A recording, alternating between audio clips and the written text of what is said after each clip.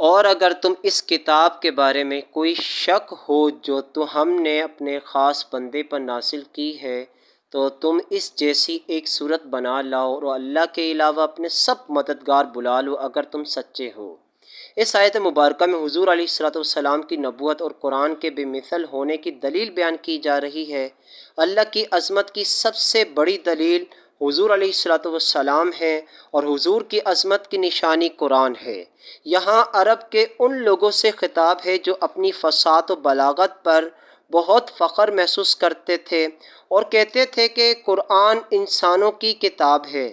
اس پر اللہ نے یہ آیت مبارکہ نازل فرمائی کہ اگر تم اپنے دعوے میں سچے ہو تو قرآن جیسی ایک صورت ہی بنا لو، اور اگر ایک آیت ہی نہ بنا سکو تو سمجھ لو کہ قرآن اللہ کی کتاب ہے اور اس کا انکار کرنے والے کا انجام دوزخ ہے۔